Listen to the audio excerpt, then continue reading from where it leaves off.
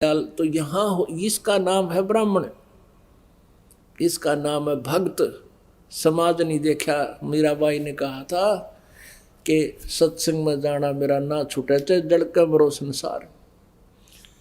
एकदम सीने से लगा लिया। नो नहीं सोची ये क्या कहेंगे लोग, इतने आज तक तो तू मैं ऋषि ब्राह्मण को आवे था, आज शूद्र को सीने से लगा रहा। नहीं भगत ये बात चूक्या ना करते, वो नहीं देखा करते ये कुछ भी आगा पीछा, सीने से लगा लिया। और जब परमात्मा को सीने से लगाया, ऐसे शरीर दाता का जैसे रूई होया करे। होय होय, क्योंकि वो तो 5 तत्वों से नहीं, वो शुक्रम कायम है सनाविरम स्वयंभू, वो परमात्मा। अब क्या बताते हैं, डोढ़ी पर्दा दूर कर फिर लिया कंठ लगाए, गरीबदास गुजरी बहुत जब बदन बदन मिलाए। कहते जब शरीर से टच किया उस जिसको सुदर समझते थे, आत्मा में एक बार तो नो होया कि लोग के कहेंगे दुख आत्मा बहुत पाई, पर भगवान भगत नहीं छोड़ा करते, भगवान को चेपट गया का तीनों। फिर क्या बताते हैं, अब रामानंद जी 104 साल के ब्राह्मण और 5 वर्ष के उस परम पिता कबीर पर बालक को, कबीर परमेश्वर को क्या कहते हैं, मन की पूजा तुम लखी ये मुकुट माल परवेसे, गरीबदास गति कौन लखे तेरा के वर्ण क्या भेख। होय होय। अब रामानंद जी कहते हैं परमात्मा आपको कैसे पहचाने हम, आपकी गति से आपकी महिमा से हम कैसे परिचित हो। अब किस तो वर्ण में आप खड़े हो, शूद्र वर्ण में, और किस वेशभूषा में। एक 5 वर्ष के बालक धोती कुर्ता बांधा पहना करते पहले बालक भी। अब तो जय भगवान कैसे पहचान सकते हैं मालिक, आपको कैसे माने आप गॉड हैं, कैसे पहचाने आपको। मन की पूजा तुम लखी ये मुकुट माल परवेसे, गरीबदास गति कौन लखे कौन वर्ण कौन बेख। हे प्रभु, आंखें गिल्ली करके रामानंद जी कहते हैं भगवान आपको कैसे पहचान सकते हैं। अब शूद्र के घर आप प्रगट हो, शूद्र वर्ण में, और किस वेशभूषा में खड़े, और हमने तो भगवान सुन रखा 4 हथाना और मुकुट पर चक्र घूमे और फलाना घूमे। यह भूल है हमारी। परमात्मा परमात्मा ही है, वो नर आकार है। तो उसी समय अब परमात्मा ने तो वहां सब कईयों की आंखें खोलनी थी, उसके मन को क्यों फिर बदल दिया दाता ने। ये तो शिक्षा तुम दी मान ली मन मोरे, गरीबदास कोमलपुर से हमरा बदन कठोरे। रामानंद जी कहते हैं आप, मैं समझ गया आपकी बात आता, आपने मेरी फड़क निकाल दी क्योंकि मैं छुआछात गणी करूं था, या तो मैं आपकी समझ गया कि आप मुझे क्या शिक्षा देना चाहते हो। अरे परमात्मा मेरा तो कठोर शरीर है और आपका तो कोमल बदन है, कोमल शरीर है। अब रामानंद जी कहते हैं ए स्वामी, कबीर परमात्मा समझाने लगे उस 104 साल के महर्षि को, चारों वेदों का, गीता जी कंठस्थ याद थी, चारों वेद कंठस्थ याद थे उस रामानंद जी के, और बोलबाला था। 1400 ऋषि शिष्य बना रखे थे, 1400 ऋषि जो आगे प्रचार करते थे रामानंद जी द्वारा ग्रहण ज्ञान को। और उसको फिर परमात्मा कैसे समझाने लगे, ए स्वामी तुम स्वर्ग की छोड़ो आसारीत, गरीबदास तुम कारणे हम उतरे शब्द अतीत। तुम्हारे लिए आया हूं मैं ऊपर से सतलोक से चलकर। अब पुण्यात्माओं जो जिस रंग में रंग गया, अब 15-16 वर्ष का रामानंद जी घर त्याग के लग गया था मार्ग पे, 104 वर्ष का बुढ़ा हो गया। अब कहता है सुन बच्चा मैं स्वर्ग की कैसे छोड़ूं रीत, गरीबदास गुजरी लगी, ये जन्म गया सब बीते। चार मुक्ति बैकुंठ में जिनकी मोरे चाह, गरीबदास घर अगम की मैं कैसे पाऊं था। अब रामानंद जी कह रहे हैं कि हे बच्चा, स्वर्ग की, क्योंकि विष्णु जी के उपासक थे, स्वर्ग ही सुप्रीम स्थान था हमारा, हम सभी एक ही ज्ञान से आधारित थे। रामानंद जी कह रहे हैं ये बच्चा, स्वर्ग की मैं कैसे छोड़ दूं ये आशा। और चार मुक्ति बैकुंठ में जिनकी मोरे चाह।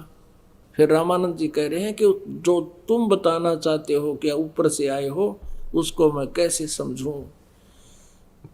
अब रामानंद जी विष्णु भगवान की महिमा सुनाते हैं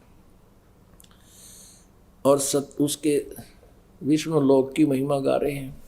एम रूप जहाँ धरण है, रतन जड़े बहु शोभे, रामानंद के बैकुंठ को तन मन मेरा लोभे। शंख चक्र गदा पद्म है वो मोहन मदन मुरारे, गरीबदास मुरली बजे वो स्वर्ग लोक दरबारे। दूधों की नदियां बगे यो श्वेत वृक्ष सुभाने, गरीबदास मंगल मुक्ति स्वर्गापुर स्थान। अब रामानंद जी कह रहे हैं वहां मैं देव शरीर पाऊंगा, और वहां कैसा शरीर है, रत्न जड़ाऊ मनुष्य है। मनुष्यों के जैसे तेल हो जाते हैं ना कि बच्चा के, और वो अच्छे लगते हैं, तो कहते हैं वहां पर तेलों के स्थान पर रत्न लगे होते हैं, ऐसा शरीर है देवताओं का। रतन जड़ाऊ मनुष्य है, गण गंधर्व सब देव, गरीबदास उस धाम की मैं कैसे छोड़ूं सेव। उस विष्णु के लोक में जाऊंगा, उसकी पूजा सेव माने पूजा को कैसे छोड़ूं। ऋग यजु श्याम अथर्वणम ये गाँव है चारों वेद, गरीबदास घर अगम की कैसे जानू वेद। अब ये क्या बताया करते थे कि वेदों में विष्णु जी भगवान है, जो शिव जी का पुजारी है वो कहता शिव जी ही पूर्ण परमात्मा है। तो यहाँ ये यहीं अड़ा बैठा है कि ऋग यजु श्याम अथर्वण ये चारों वेद विष्णु जी की तो महिमा गा रहे हैं। अब क्या बताते हैं, स्वर्ग लोक बैकुंठ है या से प्रेरणा और, गरीबदास 60 शास्त्र और 4 वेद की दौड़े। अब रामानंद जी अपनी सोच से जैसा वेदों को समझा था वो कह रहे हैं कि चारों वेदों में स्वर्ग से ऊपर कोई बात ना बता रखी, कहीं जिक्र है कोई नहीं। जब परमात्मा ने वो सारे ऋग्वेद मंडल में बताया कि ऊपर चौथे मुक्ति धाम में वो हम ही रहते हैं, और वो चौथा राम भी मैं ही हूं।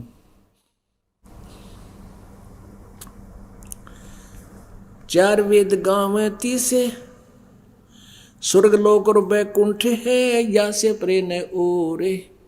अब जितने भी संत ऋषि थे ये वेदों को पढ़ते थे और स्वर्ग लोक को फाइनल बताते थे, स्वर्ग को। अब वही रामानंद जी सुने सुनाए ज्ञान में बोल रहा है कि स्वर्ग लोक बैकुंठ आगे और कोई नहीं देश। अब परमेश्वर कबीर देव जी ने कहा स्वामी जी आप कहाँ जाओगे स्वर्ग में, कितने दिन रहोगे स्वर्ग में। अभी बुद्धिमान था, इतना ज्ञान तो था, जब तक पुण्य रहेंगे तब तक स्वर्ग रहेंगे, फिर वापस। कहा बच्चा जब तक मेरे भक्ति की कमाई रहेगी, फिर ये अक्षीण होगी स्वामी जी, फिर कहाँ जाओगे। अब पता नहीं बच्चा कहाँ जन्म होगा, किस पशु पक्षी की योनि में जाएंगे। फिर यह टट्टू भक्ति कर रहे हो आप, क्या साधना कर रहे हो। तेरा विष्णु भी मरेगा, बैकुंठ लोक भी नाश होगा, ब्रह्मलोक तक नाश होगा, ब्रह्मांड का नाश होगा, तेरा विष्णु नहीं रहेगा, तू कहाँ आप कहाँ रहोगे। फिर बता कि आप तो बुद्धिमान हो, सभी पुराण याद हैं। देवी भागवत 3 स्कंद में लिखा है, विष्णु जी स्वयं कह रहे हैं कि हम नाशवान हैं, हमारा तो जन्म और मृत्यु होता है। अब वो तो सारे कंठस्थ याद थे उसके, कहाँ बच्चा ऐसा लिखा है। तो कहते हैं फिर समझदार को संकेत ही बहुत होते हैं और आप विष्णु जी की पूजा कर रहे हो और गीता जी को आप सत्य मानते हो, वेदों को सत्य मानते हो। कहाँ बिल्कुल सत्य मानता हूँ। 7वें अध्याय के 12 से लेकर 15 तीनों गुण क्या है? रजगुण ब्रह्मा, सतगुण विष्णु, तम गुण शिव जी, त्रिगुणमयी माया। कहाँ बच्चा ऐसा ही है। अब बुद्धिमान ने तो जल्दी समझा जा सकता है, वो भगवान चाहता है, और जो जानबूझ के बकवाद करता है फिर उसको समझाना व्यर्थ होता है। लेकिन वो भगवान चाहता था और 104 वर्ष का हो गया था, टिकट कटने वाली थी, तो उस समय भी आदमी थोड़ा सोच लेता है कहाँ बात पे बिगड़ने वाली है। अब परमात्मा ने, कबीर परमेश्वर जी ने उसको समझाने की चेष्टा की कि स्वामी जी, तीनों गुणों रजगुण ब्रह्मा, सतगुण विष्णु, तम गुण शिव जी के द्वारा, त्रिगुणमयी माया के द्वारा जिनका ज्ञान हरा जा चुका, 7वें अध्याय के 15वें श्लोक में श्रीमद् भगवत गीता में लिखा है। वो राक्षस स्वभाव को धारण किए मनुष्यों में नीच दूषित कर्म करने वाले मूर्ख, वो मुझे भी ना बचते। ये ब्रह्म कहता है जो ब्रह्मा विष्णु महेश का पिता है। रामानंद जी को तो कंठस्थ याद थी वो बातें, श्लोक याद थे सारे। कहाँ बच्चा ऐसा ही लिखा है। फिर 16, 17 और 18 में, 7वें अध्याय के 16, 17, 18 में अपने विषय में कहता है ये ब्रह्म के मेरी पूजा भी 4 प्रकार के करते हैं। उनमें से ज्ञानी मुझे अच्छे लगते हैं क्योंकि उन्होंने ये फैसला कर लिया है कि एक भगवान की भक्ति करनी चाहिए, आन उपासना अन्य देवता की नहीं करनी चाहिए।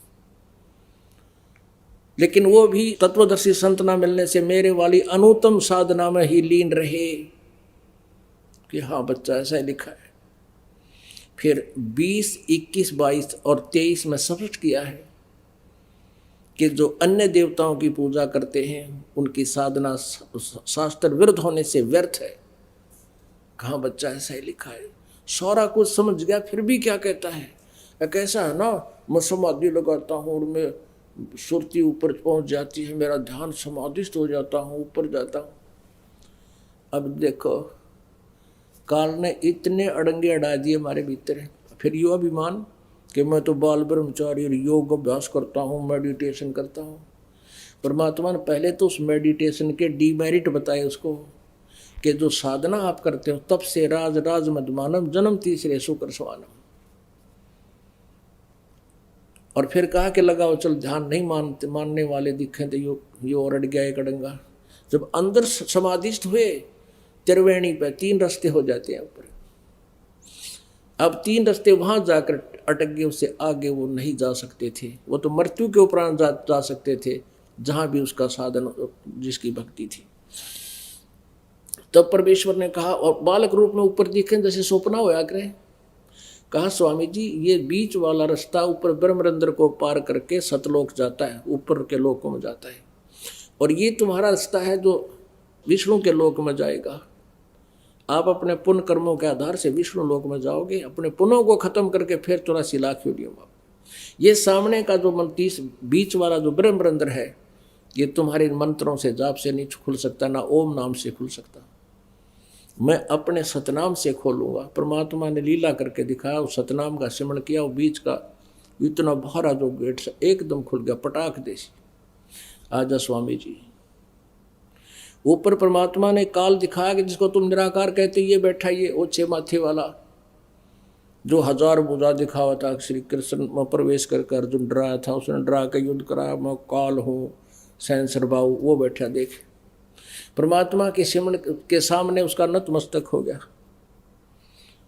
कबीर परमेश्वर रामानंद जी को सतलोक में लेकर गए।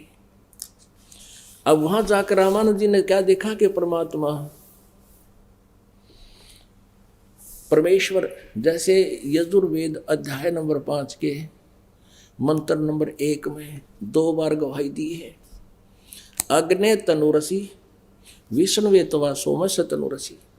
वो परमात्मा, हे परमात्मा आपका तेजो में शरीर है जो सतलोक में स्थिर है, वहाँ सिंहासन पर विराजमान रहते हो, और विष्णुवे तवा सोमस्य तनुरसी, सबका धारण पोषण करने के लिए यहाँ उनको सतभक्ति दे करके उनको समृद्ध करने के लिए भी उस परमात्मा अमर पुरुष का अन्य शरीर है। उस अन्य शरीर में वो जुल्हा बनकर परमात्मा या नीचे आए हुए थे, बालक रूप दिखा रहे थे। वो विष्णुवेतवा सौमस्य तनुरसी, वो दूसरा शरीर मालिक का उस बालक रूप में रामानंद जी के साथ गया ऊपर। अब रामानंद जी ने सोचा भगवान तो यूं है बैठा सिंहासन पर, हो तेजो में शरीर, क्योंकि वहां दिव्य नेत्र काम करते हैं, ये शरीर तो यही था, आत्मा ऊपर गई। तो परमेश्वर कबीर जी बालक रूप में चंवर उठा के और लगे भगवान के सिर पे, सिंहासन पर बैठे चंवर कर्ण पीछे खड़े होकर ऐसे। रामानंद जी ने सोचा कि ये नीचे तो जो कबीर बालक है ये तो यहाँ का कोई नौकर होगा, और ये है वो अमर पुरुष, अमर परमात्मा। तो उसी समय वो परमात्मा सिंहासन से उठे और 5 वर्ष के बालक सिंहासन पर विराजमान हो गए। और वो तेज जो ओरिजिनल भगवान दिखा था वो चवर करे उस 5 वर्ष के बालक के ऊपर, एज ए नौकर, एज ए सर्वेंट। अब रामानंद जी ने सोचा भाई यो बालक और भगवान इसके ऊपर ऐसा, यो बच्चा है, क्या चक्कर है। वो ऐसे असमंजस में पड़ा हुआ था।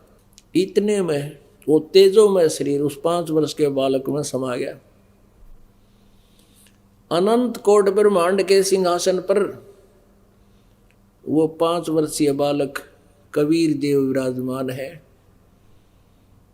और वो प्यारी आत्मा रामानंद, वो अच्छी आत्मा, श्रेष्ठ आत्मा देख रहे हैं। और चंवर अपने आप ऑटोमेटिकली घूम रहा है हवा में, ऐसे आकाश में। तब परमेश्वर ने कहा कि यहाँ से गए हो तुम स्वामी जी, और जाओ नीचे भक्ति करो, जैसे मैं बताऊं ऐसे नाम लो और साधना करो, और गुरु मर्यादा बनाए रखना अति आवश्यक है। इतना कहते उनको वापस कर दिया आत्मा को। बहुत स्पीड से नीचे आई उनकी आत्मा। आते ही नीचे शरीर में रखा ही था, एकदम आंखें खुली, क्या देखा सामने वही बालक 5 वर्ष की आयु में परमेश्वर सामने भी विराजमान है। अब क्या बताते हैं, बोलत रामानंद जी सुनो कबीर करतारे, गरीबदास सब रूप में तुम ही बोलन हारे। दो ठोड़ है एक तू भया एक से दो, गरीबदास हम कारणे आए हो मगजोय। मगजो माने ये मार्ग सफर तय करके आप हमारे लिए सतलोक से चलकर आए हो। आप ही 1 से 2 बने हुए हो। तावा चित चक्रित भया देख फजल दरबारे, गरीबदास सिजदा किए हम पाए दीदारे। तुम स्वामी मैं बाल बुद्धि ये भरम कर्म कियो नासे, गरीबदास निज ब्रह्म तुम मेरा हो गया दृढ़ विश्वास। अब 104 साल का वृद्ध वो महर्षि पाक रहा था, और 5 वर्ष के कबीर परमात्मा जिसको धानक दुलाहा कहे थे, उसको कहते हैं तुम स्वामी मैं बाल बुद्धि। मेरा ज्ञान तब बालक जैसा था आपके ज्ञान के सामने, और तुम स्वामी तुम मेरे मालिक। तुम स्वामी मैं बाल बुद्धि, मेरा भरम कर्म किया नेस, मेरा सब भरम भटकना आपने नाश कर दिया, मेरा अंधकार मिटा दिया। तुम स्वामी मैं बाल बुद्धि भरम कर्म किया नाश, गरीबदास निज ब्रह्म तुम मेरा हो गया दृढ़ विश्वास, कि तुम ही वो तत्व ब्रह्म हो, परम अक्षर ब्रह्म हो। गीता जी अध्याय नंबर 7 के 29 में जिसके विषय में कहा है आप ही वो परम अक्षर ब्रह्म हो। 8वें अध्याय के 30वें मंत्र में जिसके विषय में कहा है अब तुम ही निज ब्रह्म हो, मेरा हो गया दृढ़ विश्वास। सुन बेसुन से तुम परे उरे हो हमरे तीरी, दास गरीब सरबंग में अवगत सत कबीरी। कोटि कोटि सजदा किए कोटि कोटि प्रणाम, गरीबदास अनहद अदर, हम पर से तुम धाम। हे परमात्मा, मैंने आपका लोक देख लिया, आपका धाम देख लिया जहां तुम रहते हो, तीसरे धाम में। बोलत रामानंद जी सुन कबीर करतारे, गरीबदास सब रूप में तुम ही बोलन हारे।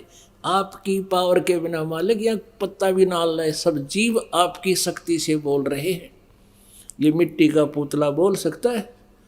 ये दाता आप ही की शक्ति सब में प्रवेश है। तुम साहेब तुम संत हो, तुम सतगुरु तुम हंस, गरीबदास तुम रूप बिना और न दूजा अंश। अब रामानंद जी कहते हैं तुम साहेब तुम संत हो, तुम ही भगवान और तुम ही संत हो, यानी तुम ही संत हो और तुम सतगुरु तुम हंस। सतगुरु यथार्थ ज्ञान देने वाले पृथ्वी पर तुम ही हो दाता, दूसरा नहीं। और तुम ही हंस, हंस माने जैसे एक बुगला पक्षी होता है, एक हंस होता है, दोनों की एक जैसी शकल होती है, एक जैसा शरीर होता है, उनके क्रियाओं मंत्र होता है। हंस मच्छी नहीं खाएगा, मछली नहीं खाता और कोई कीड़े मकोड़े नहीं खाता, और बुगले के क्या है कि भी आठ को ना कहते तुम हंस, जैसे परमात्मा हमने हंस बोलते हैं, मेरे हंसा भाई हंस रूप था जब तू आया। हंस माने जिसने सारी बुराई छोड़ दी। और हंस पक्षी में एक और गुण होता है, एक गिलास दूध में एक गिलास जल डालकर उसके सामने रख दो, वो उसको पी लेगा, दूध पी लेगा और पानी छोड़ देगा, दूध पानी को छान देता है। तो ऐसे वो पुण्यात्मा जो भगत होते हैं जिन्होंने दूध पानी छान लिया, यथार्थ भक्ति करते हैं, बुराई करते नहीं, उनको हंस कहते हैं। कहते हंस भी दाता तुम ही हो, तुम ही एक सच्ची भूमिका कर रहे हो, एक सतगुरु की, जगत गुरु की, और तुम ही परमात्मा हो, तुम ही संत हो। तुम साहेब परमेश्वर, साहेब मान परमेश्वर, तुम साहेब तुम संत हो, तुम सतगुरु तुम हंस, गरीबदास तुम रूप बिना और न दूजा अंश। मैं भगता मुक्ता भया कर्म कुंद भयो नाश, गरीबदास अवगत मिल गए मेरे मिट गई मन की बांस।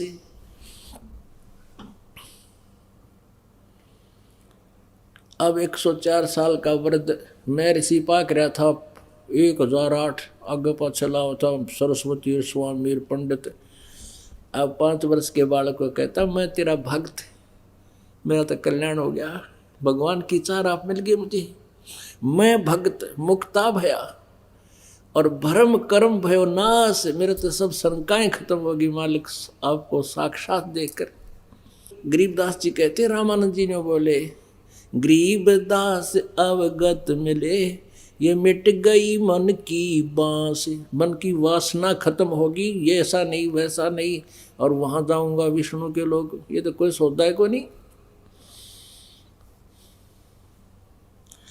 दो ठोर है एक तू, बया एक से दो, गरीबदास हम कारणे तुम आए हो मगजो।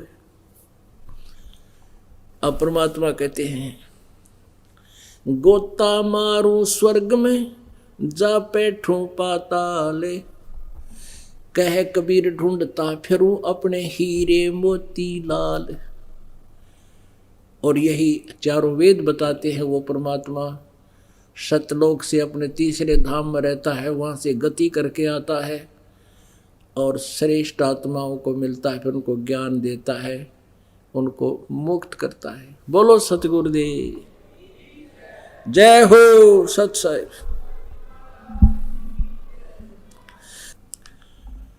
परम पिता परमात्मा पूर्ण ब्रह्म सर्व सृष्टि रचनहार कुल मालिक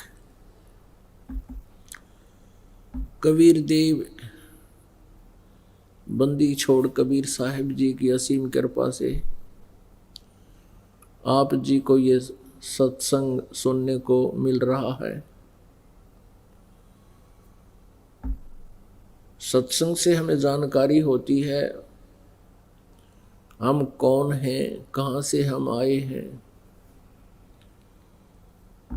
हमारा यहाँ इस काल के लोक में जीने और मरने का ये क्या प्रोसीजर है। किसी भी प्राणी को हम देखते हैं, कोई भी चैन से जीवन नहीं जी रहा।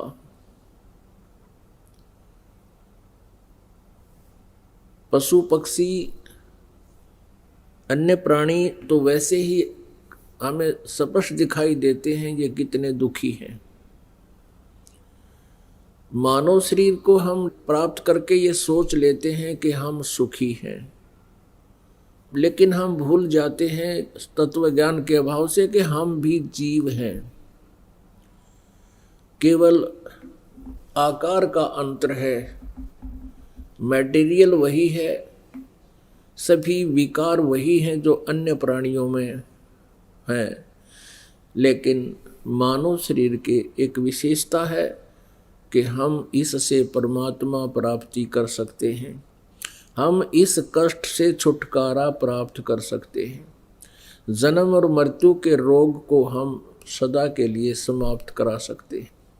परमात्मा हमें याद दिलाते हैं कि तुम ऐसे गलत स्थान पर रह रहे हो जहाँ पर सुख नाम की चीज नहीं है, और आप जी सुख की ही खोज में, सुख प्राप्ति के लिए ही आप सैकड़ों प्रयत्न करते हो। जिसके पास संतान नहीं है वो सोचता है कि हे परमात्मा एक बालक हो जा, मैं सुखी हो जाऊंगा। अब जिनके बालक हैं उनसे पूछ लीजिए वो कितने सुखी हैं। एक छोड़ जिनका 4-4 है उनने भी पूछ लीजिए वो कितने सुखी हैं।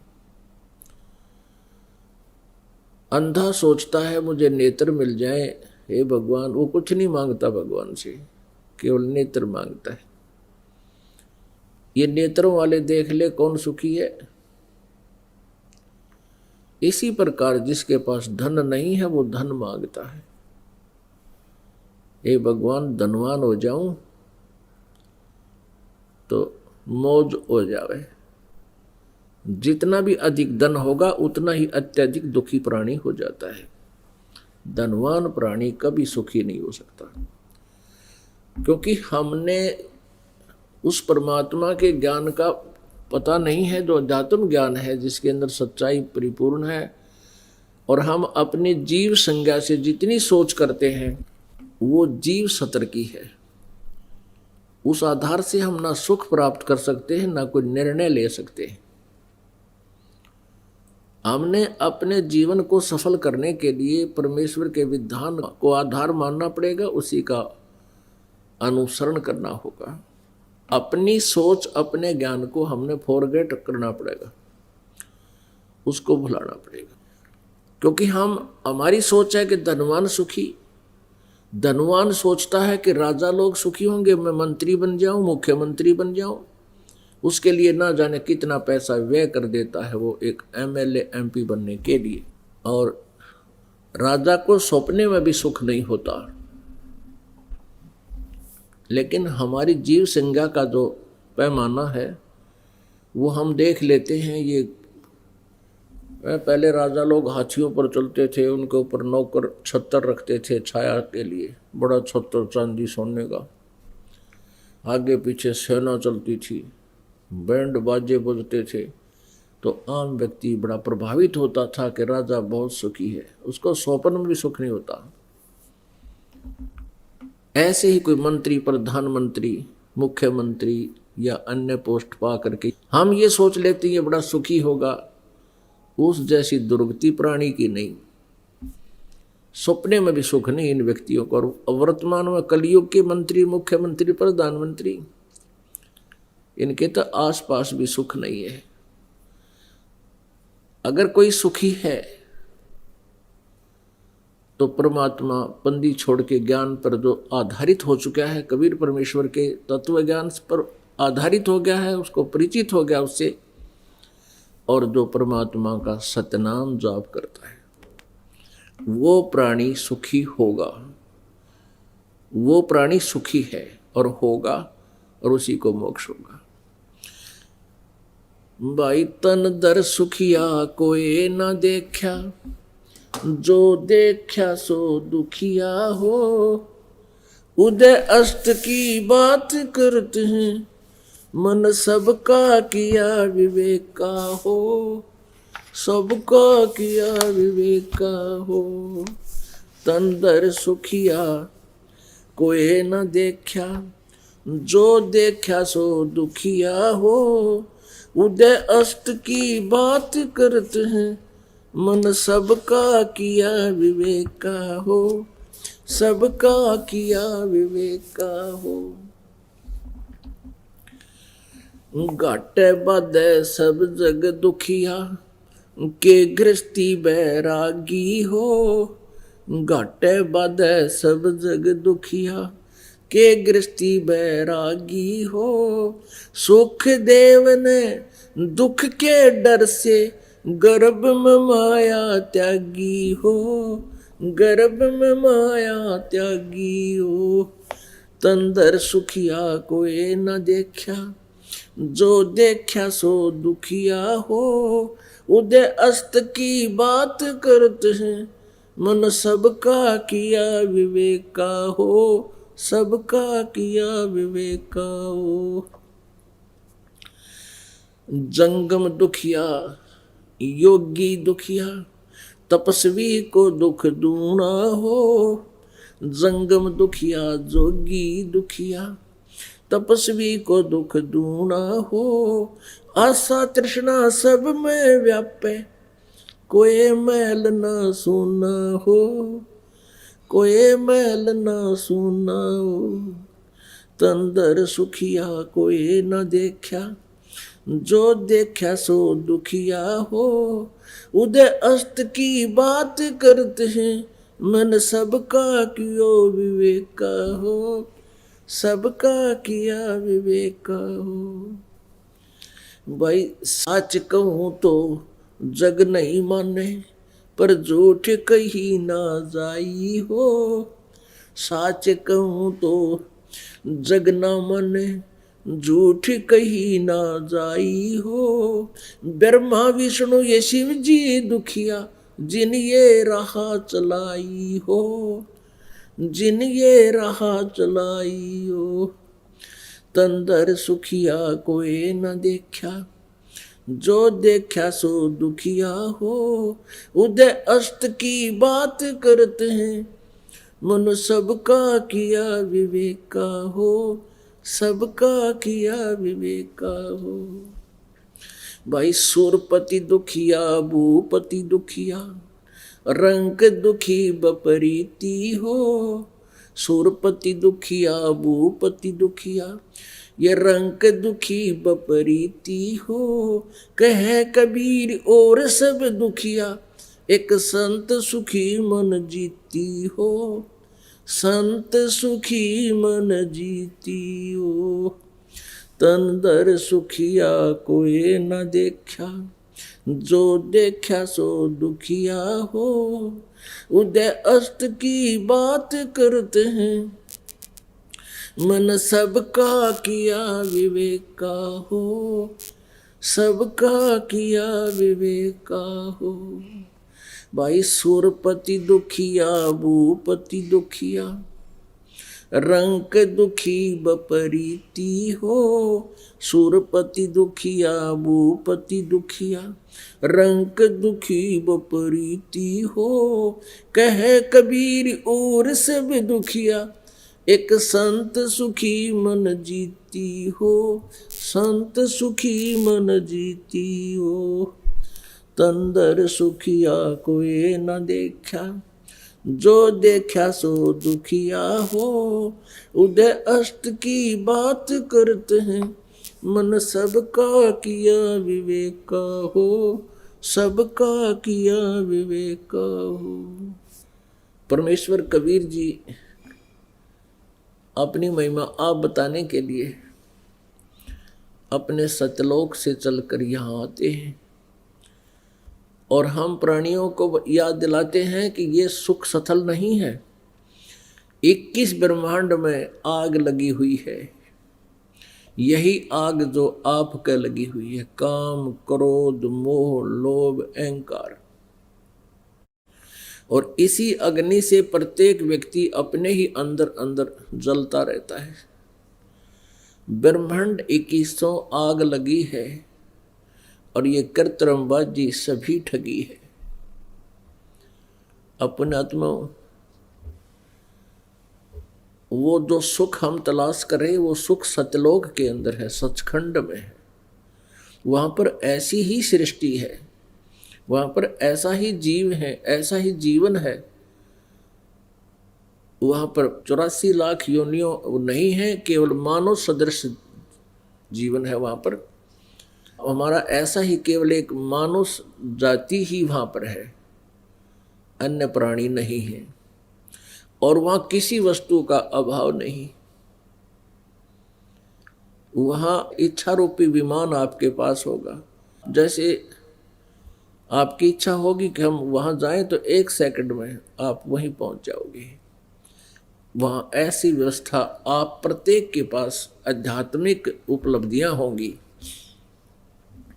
सदाबहार वृक्ष है वहां पर, सदाबहार फल फ्रूट, अमृत आहार है सारा। अमृत सरोवर है, वहाँ जल भी अमृत है। जैसे गंगा जल है, ये एक झलक है उस पर सतलोक की। परमात्मा के सतलोक से ये ब्रह्मलोक में आई, ब्रह्मलोक से फिर ये इस विष्णु के लोक में आई, फिर शिव के लोक में आई, और शिव के लोक से फिर ये नीचे आई है। तो वहाँ से आते आते भी इसमें, यहाँ इस गंदे लोक में आके इसमें बहुत फर्क पड़ गया है अमृत जल में। लेकिन अब भी ये अद्वितीय जल है पूरे विश्व में, इसके बराबर कोई भी वाटर नहीं है। आज तो आप जी को ये ऐसा महसूस नहीं हो रहा क्योंकि उपलब्ध है। कलयुग के लास्ट में गंगा और जमुना सूख जाएंगी, ये उल्टी ऊपर को दूसरे लोकों में चली जाएगी। तो उस समय आगे के जो जीव होंगे मनुष्य, ये कथा मात्र रह जाएंगी कि कोई ऐसी दरिया थी जिसका जल कभी खराब नहीं होता था। और कोई अविश्वास किया करेगा, कोई विश्वास किया करेगा, कोई ना करेगा कि झूठ, ऐसा कुछ नहीं हो सकता, जल तो खराब होता ही होता है। और आज आपके समक्ष है, तो ऐसा आहार है उस सतलोक का। ये एक परमात्मा ने एक सैंपल दे रखा आप जी को। ये जो नकली पंथ हैं जो कहते हैं कि सचखंड के अंदर प्रकाश ही प्रकाश है, नूर ही नूर है, वहाँ पर आत्मा और उस परमात्मा में ऐसे लीन हो जाती है जैसे बूंद समुद्र में एकम एक हो जाते हैं।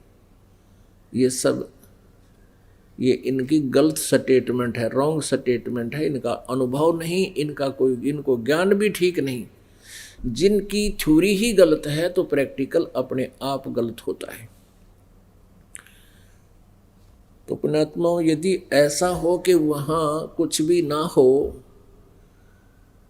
तो किसकी रुचि बनेगी वहाँ जाने में? सपने में भी ना बने, चाहे कितनी बात बनाता हो आदमी। अब कोई कहे कि समुद्र में छलांग लगा जाओ कल्याण हो जाएगा, इतना मूर्ख कौन है? समुद्र में छलांग लगा देगा, प्रत्यक्ष दिखे डूब के मरने वाली बात। और फिर भी श्रद्धालु वहां जुड़े बैठे हैं, क्योंकि परमात्मा कहते हैं गुरु भी अंधा और शिष्य तो अंधे होते ही हैं, क्योंकि उन्होंने तो ज्ञान ही गुरु से लेना होता है। अंधे की बाँ गही अंधे ने, मार्ग कौन बतासी। तो ऐसे वो संत भी ज्ञानहीन, अंधे हैं, ज्ञानहीन हैं। तो परमात्मा हमें याद दिलाते हैं कि जिस सुख को तुम सुख मान रहे, सुख नहीं है।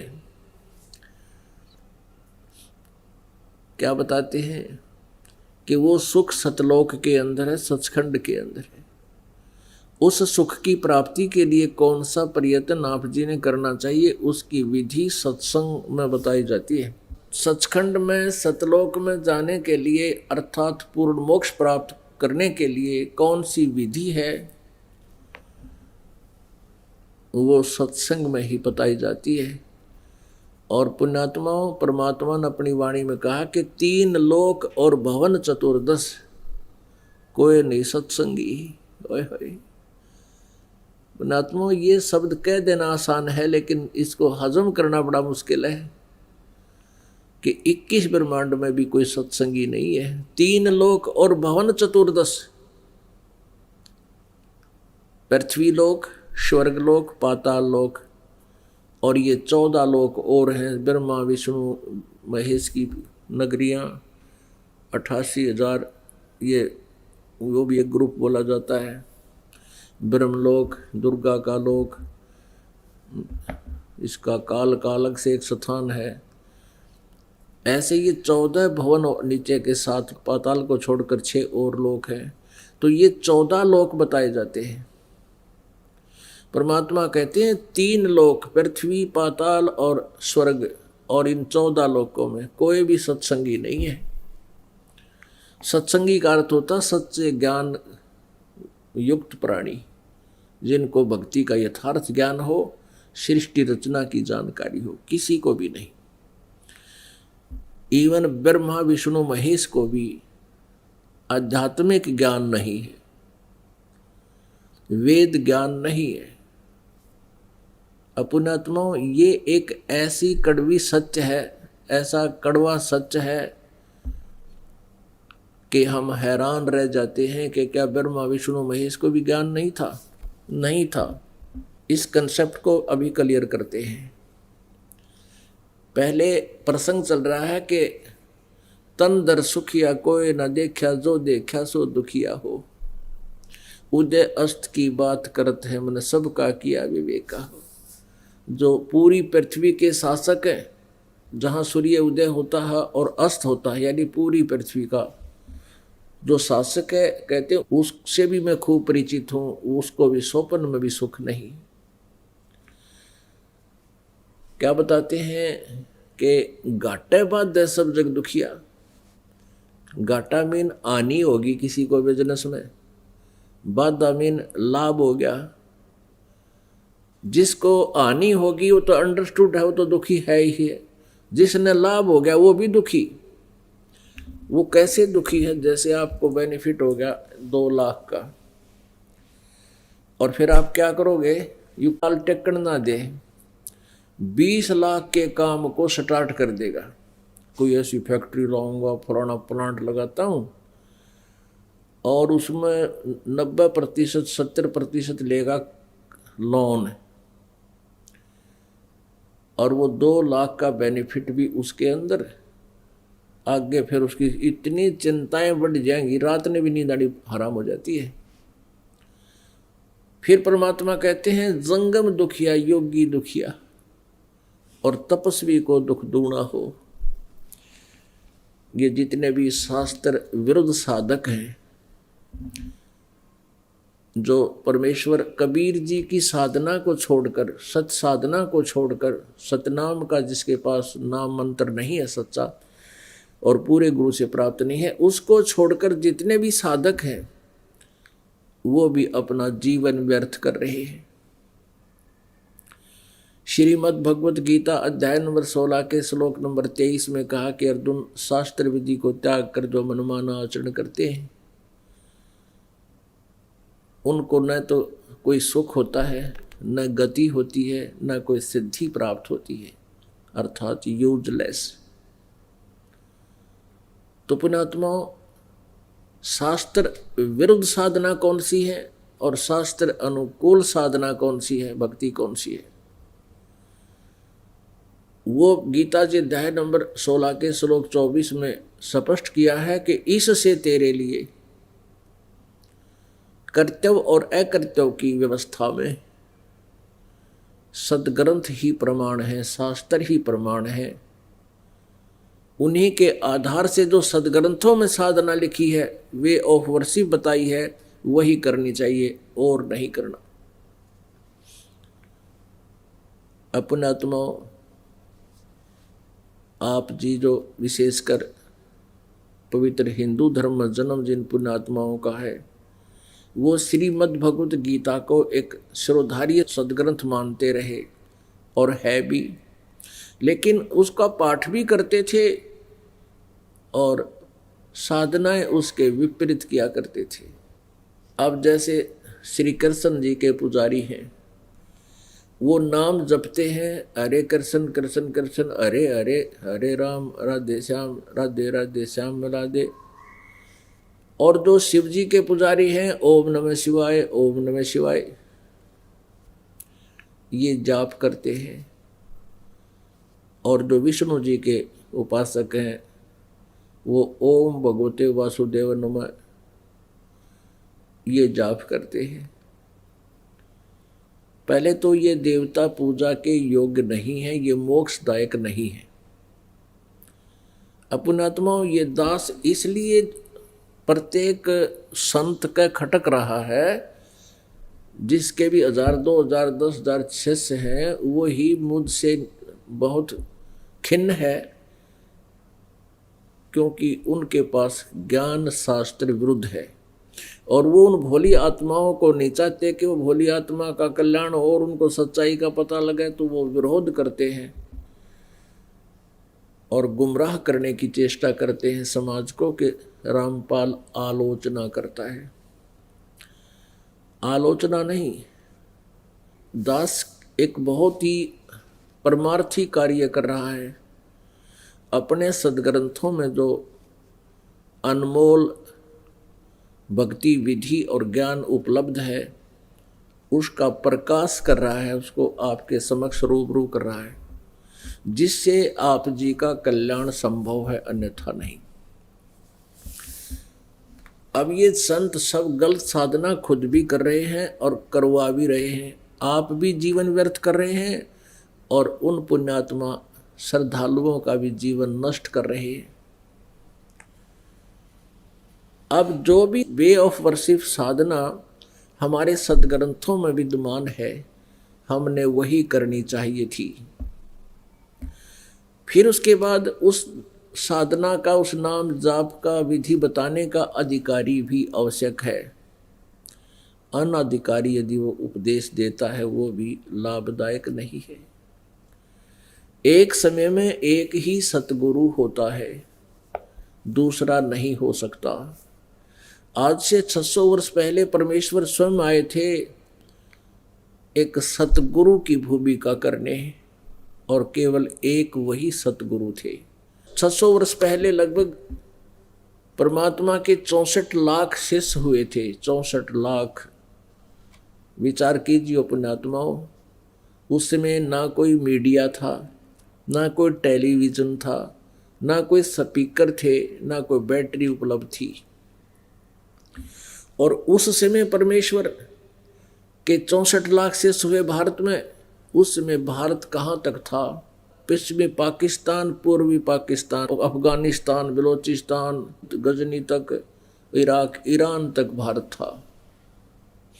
और उस समय 64 लाख शिष्य हो जाना परमात्मा का कोई छोटी बात नहीं। और इस पूरे भारत की, जो उस समय भारतवर्ष था, उस समय कुल मिलाकर 4 करोड़ आबादी होगी मुश्किल से भारत की। और 4 करोड़ में से और 64 लाख शेष परमेश्वर के हो जाना, और 64 के 64 लाख को स्वयं ही उपदेश देना। उन्होंने कोई उत्तराधिकारी नहीं बनाया, ना किसी अन्य को कहा कि आप उस क्षेत्र में उपदेश दे दीजिए, क्योंकि ये एक बहुत ही जिम्मेदारी का पद है। गुरु बनना कोई बालकों का खेल नहीं है। स्वयंभू कोई संत गुरु बन बैठता है, वो महादोषी अपराधी प्राणी है। परमात्मा जिसको पावर देगा, जिस पर रजा बख्शता है, वही गुरु पद का अधिकारी होता है। वो स्वयं ही नॉमिनेट करता है। उसके अतिरिक्त यदि कोई उपदेश दे रहा है, वो अपना जीवन बर्बाद कर रहा है और साधु अनुयायियों का। तो पुण्यात्माओं, एक समय में एक ही सतगुरु होता है, और अन्य जो होते हैं वो जनता को मिसगाइड किए हुए होते हैं, फिर वो विरोध करते हैं क्योंकि उनकी रोजी रोटी का रोला है, रोजगार का मामला है। उन्होंने तो अपना उद्देश्य बना रखा है पेट भरना, उनको जनता के कल्याण से कोई लेना देना नहीं है। अगर लेना देना है तो इस सत्य को मानकर उन्हें सरेंडर कर देना चाहिए कि हम गलत कर रहे हैं और गलत करवा रहे हैं। अपने अनुयायियों को भी कहना चाहिए अभी भूल बन गई हमसे, कोई बात नहीं, हम तो इंसान हैं, इंसान से 100 बार गलतियां हो जाती हैं, लेकिन जो पता लग जाए कि ये गलती है फिर नहीं करनी चाहिए। अनजानपने में हो सकती है, और फिर जानबूझ साची तजें और करे झूठते ने, ताकि संगत है प्रभु सोपन में भी ना दे, कबीर भगवान कहते हैं। अगर आप ये वीडियो YouTube पर देख रहे हैं तो हमारे चैनल को सब्सक्राइब करें और बेल आइकन को दबाना ना भूलें। अगर आप Facebook पर ये वीडियो देख रहे हैं तो हमारे पेज को लाइक करें।